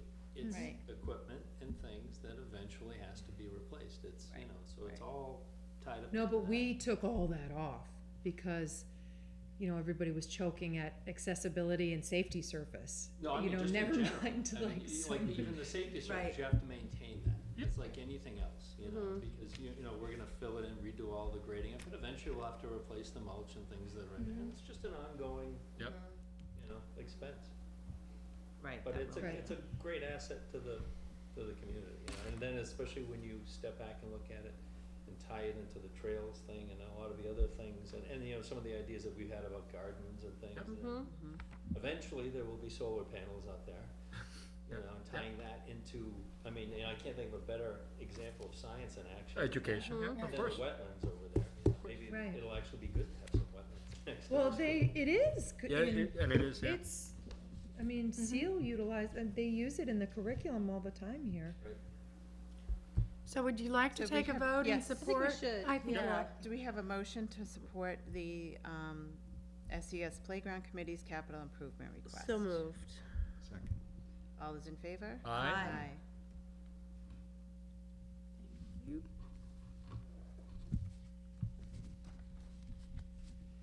Next item, policy anybody else, anything? JEB-1, JEB-R, school entrance agency. Yeah, you have our current policies, which are relatively new. I think they were brought to you just a couple of years ago. But we need to tighten them up, because here's what has happened with those policies. It's specified if, you know, you did not meet the entrance requirements for kindergarten, what you needed to do, but it didn't say when your birthday. So we've had people who have applied who aren't turning 5 until November, December, and we had to put a limit on that. And we had to be specific about what it was that was required of you in order to meet this exception. So that's all this proposed policy, and it, as, you know, the way our policies go, we bring it to you 1 month and you vote on it the second. So there's just some additional details. And this year, for some reason, in the district, I think we've had 7 or 8 applications for exceptions. And each one is taken at an individual, you know, basis. But I think the intent was, originally, it was, you know, was around the September 1st birthday, not 3 or 4 months after the September 1st birthday. So take a look at it, and if you have any questions, we can talk about it So- next month. So the difference, what's the crux of the difference between existing and proposed? Sorry. No, the basic crux is there was an actual deadline date. October of- 15th. October 15th October 15th. of having a birthday. Okay, Okay, so if you didn't meet the September 1st requirement, okay. and you were, And you wanted to, you wanted to apply apply for for kindergarten, you couldn't, your birthday exception. couldn't extend beyond October Okay. 15th. And you have So- to apply so- before May 1st. And you have to apply before May Okay. 1st. So Okay. for real, my daughter's is October 16th. Oh, there you go. And she, no, I'm totally serious. Yeah. So for real, how would that affect, so it's just a no? So, Right. Okay, that's, I got it. Yeah. so here's the thing. Can I just make a suggestion, because this is it for me? This was changed maybe 2 years ago. Frankly, when it happened, I didn't think it should have happened. It was done, it was whatever. It wasn't here in front It of us. wasn't, our Oh, it old, wasn't, our no. old policy was September 1st. Right. Now we're making a policy for a month and a half later for October 1st. Probably having our early childhood person do a lot more work, I would assume. It used to be that it was September 1st, no exceptions. Kind of made sense. We went, we did this, we are adding more work to people that frankly don't need more work. I'd make a recommendation to go back to September 1st and leave it and be done. She actually drew the language around this policy, because the way it is now, so vague, it is, Yeah. it's incredibly cumbersome. Because not only is it the birthday, but you have to have a teacher's recommendation. You have to have a portfolio developed. We know that there are exceptions, you know, but to be honest with you, I could have the deadline date That's what, I mean, August 15th, could be November 1st, it doesn't matter. There are always people who are going to look for an exception. So she felt that this would be, allow her less headache, and it would be more clear and more definitive. I can't speak to what happened before, but, than what we currently have. So I understand, you were the first person to bring that up, Deb. Yeah. It meant a Well, lot it to us was- here in Sunderland. Would be, It was kind of a big deal when we, yeah. And it sort of turned into this whole thing that it didn't need to, and it should have Yeah. just sort of been nipped in the bud, and frankly, it, took on a life of its own, and, before that, the September 1st was what it was, and people. There's no There was no negotiation, negotiation, period. and it Door was wasn't- That's why it shut. says You know on what, this though? one, there will be no appeals. Right. I have to I mean, say, because as a there's- preschool yeah. teacher, And that's a whole management issue It in is, itself. it is. Right. Just as a the preschool dialogue. teacher, you want this option. Like, I want this option. Because I have kiddos whose birthday is September 4th. And they really are not going to benefit from a third year in preschool. Like, they are ready to move on. They are ready to, I'm happy to write that letter and say, I know, but- you know what? This kiddo's ready to go. They're looking for more than what, that preschool curricula can give them. So I want this option. And so if Michelle goes to the preschool teacher though, and the preschool teacher says, they are not ready, like, this is not an option. Like, there's stuff And it this should is be work for her. non-negotiable. Right. This It is is work for her. non-negotiable. And- Once and when that's the your decision's made, recommendation, that's yeah. it. But I want that option as a teacher, knowing that, not every kid, this doesn't apply to every kid. But with the parents, with Michelle, I mean, I like this, I do. And I think that they do needed that date though of October, because it was getting, ridiculous like this you year. said, so, November, yeah. December. So it is a case-by-case basis, but it does, it's more work for her. It is more work for her. I have to go in reverse, and I agree with Justine. I think it should be September 1st. I think there's no exceptions. I Yeah. actually, No, I Amy, I understand. think that this is your, But I've- your arena, and you have a much different, take on it. I knew my kid wasn't gonna make the cutoff, so I didn't put her in preschool for 3 years. She stayed home for another year, and I stayed out of work for another year. Yeah. Be- I mean, Right. it was my responsibility. She wasn't born on Right, time. right. Come on, I mean, that's just silly, So I think that it, the whole policy, is very subjective, and I think that's hard, and I agree. I think going to the preschool teacher and having that dialogue, but It's still. gotta be a team effort. It's gotta be Yeah. a team, like, yep. Yeah, so we'll bring it 'Cause I agree, forward 3 years of preschool. next month for a vote, and Right. could, who's the, you said the name? Michelle. Michelle, thank you. Terrible with names. Could we ask her maybe to come and if we wanted to get, or at least maybe, send a written summary of like. I can ask her for a written her- summary. already done She's so very much she's work. busy. Okay, yeah, I know. I'm just saying, we're sitting here, we're trying to like Yeah, decide in terms I of think what's we need to best for read the kids, this, and that's make what our her, notes. so maybe, if she just written a Yeah. paragraph on why she thinks this is the best policy, yeah, I can ask her, because she or rewrote the proposed considerations. policies. I did Yeah. not write these, she Yeah. did, so, Okay, but I can ask her for some, some Yeah. language around it. Sure. Because I think the door was shut on you, the door was shut on me. You know there was what I a mean? lot Like, of- there's a lot of, and it was easy to say, oh, okay, that door's closed. You can't go through it. Do you know what I'm saying? You don't pursue it if you can't. But people still do. The door needs to get locked. they do now, but You know what, though?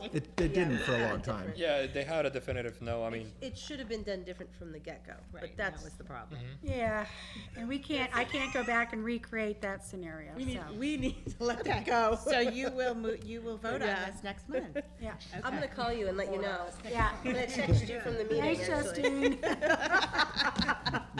I'm gonna come and haunt you. Next item is, so we are not voting, we're just discussing, and it's, well, now we're looking at school choice openings. Are we voting That- this, yeah. or what are we? actually, what you're voting on, what Ben, and I'll let him speak to this, has given you some anticipated school choice opening slots, but technically, all the school committee is voting on are whether or not to participate in school choice next year. The school committee really does not vote on individual slots, and you give that discretion to the principal. I know the past practice has been here to vote on the number of slots, but that is not what the law requires. You just vote whether or not you're going to participate We're in gonna be school a school choice. Okay. So, Ben, you want Great. We are recommending 13 school choice slots for next school year. We currently have 2 sixth grade students that will be leaving to help out with that number. And what is happening here is that each grade with 2 classes, for the current kindergarten, the current second, and the current third grade, we are recommending school choice openings for next year for first grade, for third grade, and fourth grade. That would bring the average number for those 3 grades up to 18 per class. And so any classes with, or any grades with 1 class right now with more than 18 students, we're not recommending any school choice openings. That's a good way to do that. Great, yeah. Do we know now that kindergarten registration is closed? Do we have a better idea of? We do. We do. Ben and I confirmed the numbers today. It's not the last. We have 15 confirmed. Oh, Um, There are 7 school choice applications sitting out there, but we're holding on those. And 2 of those 15 students are school choice enrollments with siblings in the school already. okay. So they're guaranteed. So they're guaranteed. Yep. Right, Okay, now, Okay. is that a policy? yes. Okay, That- we okay. did that, If didn't we? you have a sibling, if you have an older sister or brother, Okay. and you are automatic. Okay. And the other piece is Erica has been calling around to the different families who have been on the census to see if any of those, and I believe she has contacted almost all of them, and most of them are not coming. Whether they have moved or they have, alternative arrangements, so. However, How many was that you said? How many, what was the number? I didn't say a Oh, number. oh, oh. She's been calling Some. around on the Okay, census. okay, sorry. My concern is that this is April. Sunderland is sort of a moving target as far as enrollments, and I think Especially we need to be kindergarten. conservative. But my memory is 15 sounds very low compared to, 18, 19, or 20. 21. At That this we would point, hear at this point Yes. of the Right. year. Yeah. So 15 does sound Well, do we have Great. 17, because those 2 applications? right. So it's true, No, that that's confirm, that including- includes them. They're included. Oh, That 15 includes them. includes them. so it's a small number. If you accepted any of the school choice, that would bring it up to 22. Typically, school systems start putting out their letters of acceptance after May 1st. Many parents have their applications in several schools. They're shopping it. Right. When do we have to notify them by? There is no. There is isn't- we none. don't have it. Okay, great. But what are we gonna do? What is the high? I mean, you're not gonna put, if you have 7 kids, that would be up to 22 for a Yeah, kindergarten. no, that I is mean, not Like ideal. 18, maybe. That- Well, that's a then you target size target size is 18. 18. Okay, so, thank So you. we're looking at accepting And we 3. do typically have kids that come in over No, the they're gonna summer. surface. They're They gonna do. come. Right. They always do. Historically, they always do in Sunderland. Yeah. We were saying there was gonna be a target class size for grades kindergarten through 3rd of 18, and then 4th through 6th of 20 students. And those are very reasonable. Those are Small fantastic. classes, so. So what you need to do now is to vote whether or not you're going to participate in school choice for the 2014-2015 school year. Do we have a motion? I'd like to make a motion that we participate in school of choice for the 2014-15 school year. Second. All those in favor? Aye. Great.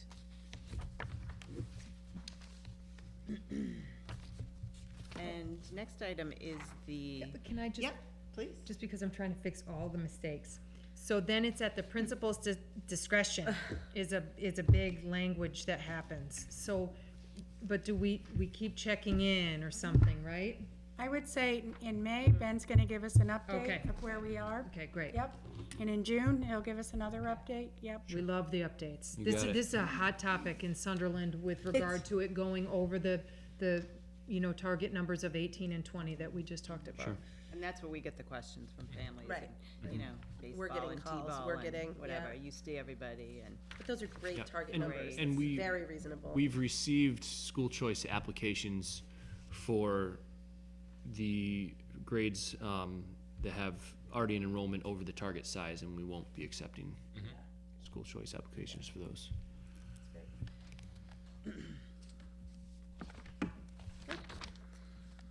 Moving on to vote on the CES Articles of Agreement, the collaborative.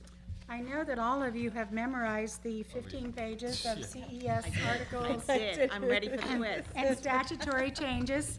That I didn't print out. Bill Deal, the new executive director, is trying to make it to as many of the 36 schools that are part of the collaborative as possible.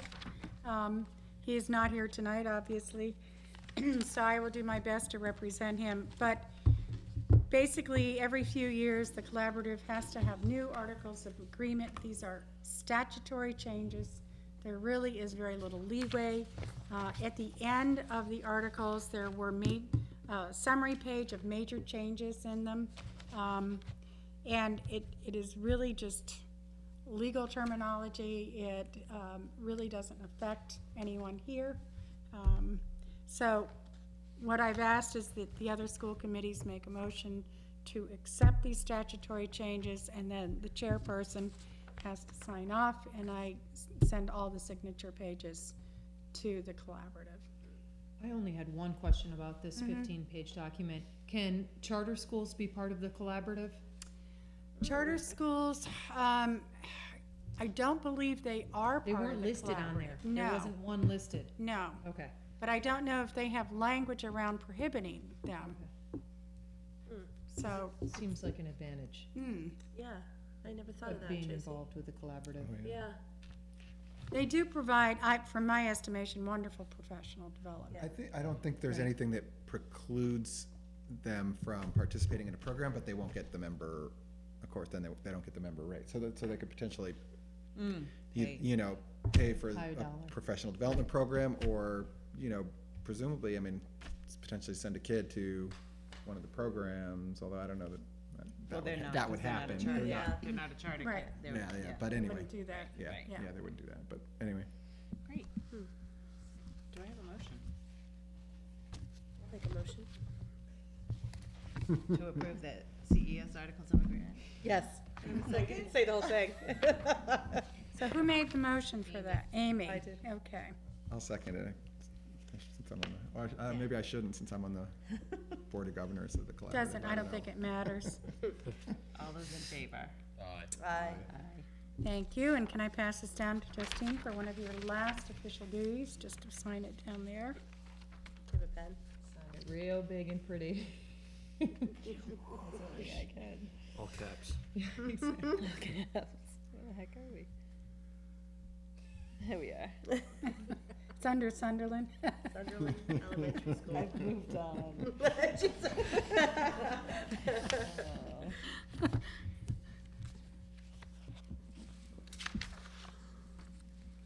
Moving on, oh geez. No. Reports. Chair, committee, so I don't really have anything, but I'd like to say thank you to everyone. I've been with 2 superintendents, 3 principals, I think about 10 school committee members, and they're all gone. And it's really been my honor to, serve on this board and be chair for the past couple of years. Lots of changes, been through a lot of things, and my kids have had fabulous experience here, so I feel very lucky, and thank you all, and good luck.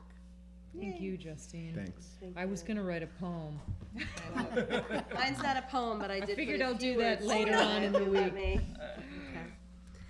Justine, I just want to talk on behalf of all of us, and I want to wish you well and thank you deeply for your dedicated 9 years of service on this committee, serving as our chair for the last 4 years. Justine has always been a tireless advocate for children in this building, and in order to do that, she has always been willing to ask the hard questions and do the hard math it takes to build a strong school community where the children's needs were always put first. She's been a tremendous asset to our school, and we are all deeply grateful that the children of Sunderland were able to benefit from her dedication, her openness, and her relenting pursuit to do what is right and fair for our kids. Justine, your high heels will not be easily filled, but we will do our best to carry on the dedication and respect to this position you have always exemplified, Madam Chair. We all know where you live, and we have your number on speed dial, so please promise us that you will pick up. If I get a call on Tuesday, thank you so much. And I can't tell people enough how gratifying it is personally to do this work. It's really important, and people need to be involved. It was time for me to move on because I think it's really good for fresh faces, some new ideas to come in. But it really is. It's so good for you. So Thank you. do it if you can. Thanks. Thank you, Justine. Yeah, and I think we have a good example too of you can dedicate 9 years and give so much. You can give 3 years and contribute a lot. Yes. And so anybody out there Absolutely. watching, don't feel You don't like, have to be here for 9 years. right, it doesn't have to be a 9-year Right. commitment. Yeah. If you're 3 not marriages. mentally impaired. So. Yeah, only one marriage. I've done that. Finance committee, school committee, Yeah, I mean. all good. Been a little So. kid. Look out, I'm no. I keep trying, Dave. No, never. If you think you have fun here. I know, right? It's just a barrel of laughs. I just want those January meetings. Okay, thank you all very much. Thank you. Moving on to the collaborative, we did that. Do you have anything else? No, I don't think I haven't met since last report, so. Okay. Principal, Mr. B. Great. So over the past month, we have held both parent meetings and student meetings for Nature's Classroom for next fall. Ms. Kittredge and I presented to the parents. She supplied them with a PowerPoint presentation, and then a representative from Nature's Classroom actually came into the classroom to get the kids pumped up and excited for what's to come next fall. Recently, on April 2nd, our school participated in an unannounced lockdown drill in an effort to continue working on our safety procedures here at Sunderland.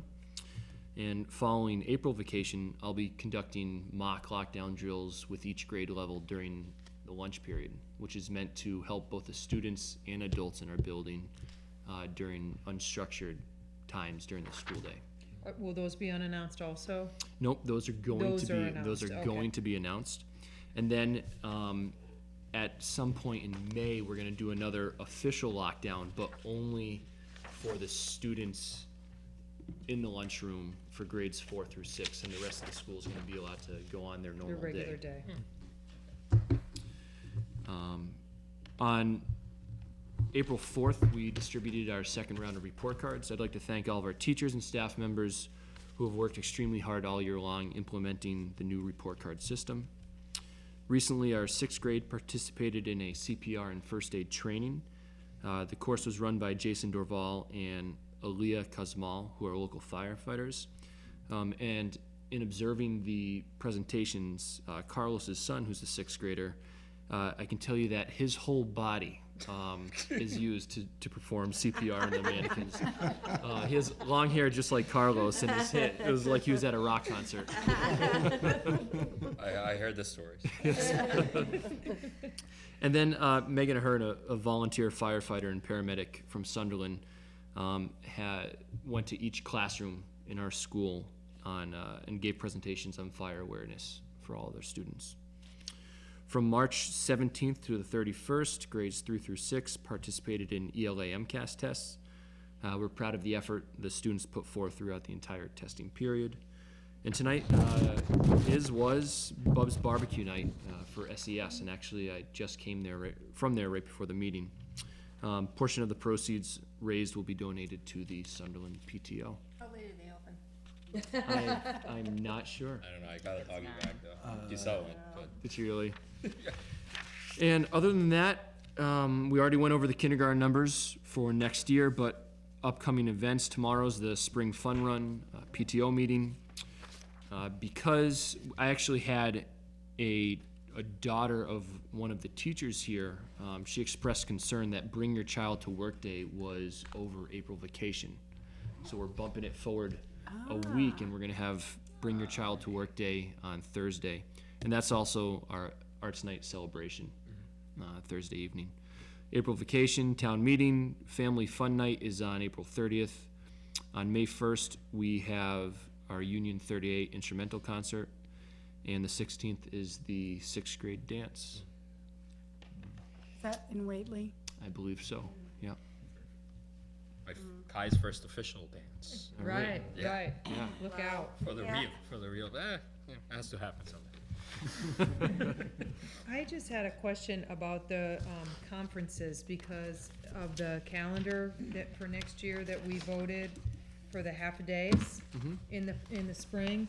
And I just was wondering if this is a lot of work to ask for this number, but like a percent to total of how many conferences were held in the spring versus Great. how many children, if there's 27 kids in the class and there were Sure. 7 scheduled conferences. I can't give you an exact number, but No, I'm not asking there's- for like now, but there's like, like a great turnout. was it like 50%? I assume it was more than that, but I Okay. can get those numbers if you would like. I just think that that's a useful data before looking at the calendar for the next year. Just because, again, like maybe I'm the only one that's hearing this about the half-days are challenging, sometimes, so. What I heard, Tracy, from other schools, and Ben, you might want to look at this, is that the younger the grades, the higher percentage of the conference attendance. Right, So kindergarten, first, Right. second, were fairly well attended. right. Parents may not have felt quite the same need for the upper grades if things were okay. Right. And also, some teachers accommodated parents not during that conference time, came in early or stayed later in the afternoon, so it wasn't necessarily right during During the that 12 to conference 3. period, yeah. And we had some meetings that take place 1 or 2 weeks before the conferences that kind of acted as both. Right. You know. The other issue around the conferences and the report cards were, you needed to sign up for a conference and determine whether or not you had reason to go to a conference before you had a report card in your hand. And my children's report cards really helped me realize, oh, I need to make a conference with this teacher. For instance, we scheduled one conference of the 3 kids. We really actually would have done 2 had we had that report card in hand. So I. That was the purpose, though, actually, was you're supposed to get the report card and then sign up for the conference if you Right, needed we it. were asked to sign up for conferences Ah. before we had our report cards. Okay. Ours came after. I'm thinking. No, The we report cards- actually had the conference after the report card, but Right. we didn't have the report card Before we signed up for to the. indicate, For the right, that we schedule. needed to go ahead and, like this, you started being asked to schedule a conference date. Yeah, yeah. Before when- you had You the had the report Right. card. report card in hand. Right, and I mean, again, I'll just bring it up because like the full day preschool, I mean, these are working people that are taking time off from work. You're not gonna schedule a conference if you really think everything's going well, and then all of a sudden you get the report card, well, maybe it's not going as well as my daughter said it was. I do need to take the time off from work now, I do need to schedule this, I do need to, fit all these pieces into a conference day between 12 and 3. Right, and Look into the, that, Ben? well, 'cause I- the that- report cards were distributed the week before conferences. So I can understand how that might be. So the conference sign up went in 2 weeks Weeks. before, Right. yeah, 2 or Right. 3 weeks before. Right. Yeah. Yeah, so maybe we need to tweak the timing Just of the that. timing. That makes Yeah. sense, Tracy. I think so. Yeah. I mean, I know what you're saying. That's the tool, like, that's what she thought. The kid, the Right. child's not reporting what the teacher said went down, you know what I mean? So that's Yeah, what, or even For the based last- on, We yeah, gotta sign yeah. up. right, exactly. For the last 6 years, I've asked my Talk son about what he's speed done dial. in school, and he's never told me what he's done. Oh yeah, I did something. Right, how was school day? Great, Oh, great. every day. For the last 6 Great. years, so yeah, no. Those answers sound very familiar Yeah. from my experience. You're gonna I love, did you're nothing. gonna love Edline. Wait till you Nothing get really to that. When you Yeah. get to two, when you get all the reports. That, Those It was- little what things you that learned today. are Nothing. next to that. great. Remember. Good questions, Tracy, thank you. Thanks, I'm sorry I'm such a pain. And we appreciate it. I mean, seriously, we would've been out here an hour ago. No. And last but not least, I will make Heather this Barrett? quick, given the hour. I just wanted to bring you up to date on SAFIS, the new act that was signed into act by Governor Patrick a year ago, 2013. This is the fingerprint identification. You will see at the bottom of that paragraph, it says they need to do it by May 30th, 2014. Forget that date, because when we wrote that, we were told the centers would be open, and there's only one center open right now for us, which is in Springfield. And it, frankly, they don't have the kinks worked out on exactly how to get there to get your fingerprints done. And I was told to hold off because there's probably going to be a center within a month in Greenfield. So what the employee has to do is make an appointment. They have to do it online. They have to go and get electronic fingerprints. And it's $35 for non-certified people, $55 for certified. For school committee, you need to know that that was something that was negotiated in the contracts last year. But the employee has to pay for it and then put in for reimbursement. So from the bookkeeping perspective, we're not really looking forward to that. That's a lot of individual reimbursements, so. But, it's another one of those things where they signed it into law without really fully realizing the ramifications and the length of time it would take to implement it. But it will happen. Just a professional development piece for you on the 29th of April is Day on the Hill. You probably have gotten notices at home. And then the last one, I usually make quicker decisions, but I really made this very slowly this year. ASOP is a new substitute management system that we have signed a contract with. And the impetus came because for every teacher or employee who needs a sub, it generates 7 pieces of paper from a bookkeeping perspective that has to be matched and done manually. And it's a ridiculous amount of time for our bookkeeping staff to have to manage. We also didn't get the reports. We now have to report employee attendance to the state at the end of the year. We also, with the new Affordable Health Care Act, have to keep an eye on the number of days that a substitute works. Once they get beyond a certain percentage or certain number of days, we have to offer them health insurance. There's a lot of data keeping that we have to do. This system will allow us to do it. Teachers will have the responsibility of calling in or going online, putting the date, the piece of who they are, what grade level, what content level they need a sub for. They can request a specific sub. They are our subs. But the proof of the pudding is going to come back to them. It will also allow administrators to have a much better hold over number of days that teachers are taking and the purpose for those days. Amherst uses it, the Franklin Tech, Westfield, many of the districts around here, and they've been using it for 3 and 4 years, and they love it. I'm anticipating some initial glitches. We've been going through some training on our level. We have another training on Thursday, and then I've already met with all the principals, and we go through that training. I want to bring this out in the spring. I don't like to smack people in the face with a new brand-new thing in September. So the teachers will learn about it in the spring, so it'll be up and ready for the fall.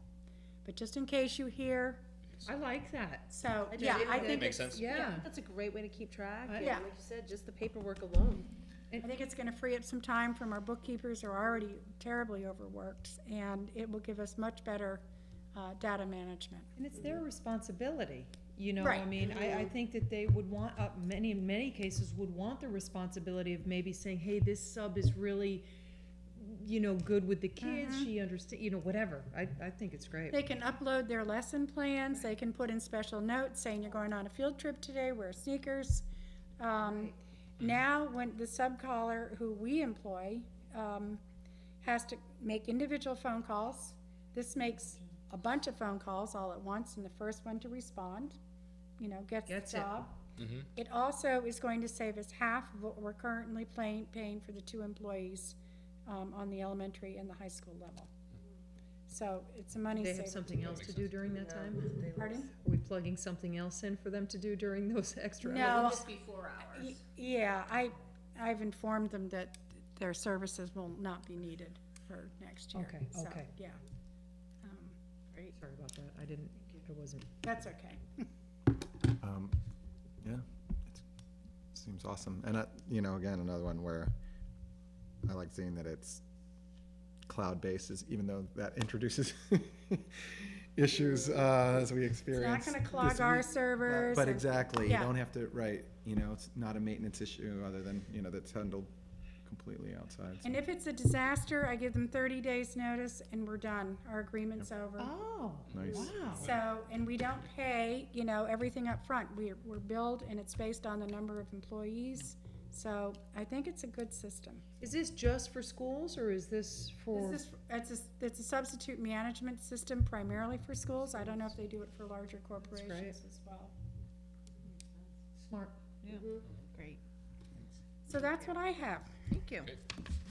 We like it, Marty. Good. Great, I think that's it. Anybody have anything else? If not, call the meeting to adjourn at 9:00. We're not actually gonna adjourn, We because have it's our to- way of keeping you. Nobody's gonna second. I still have many more questions. I'm done. Motion to adjourn. Seconded. All those in favor?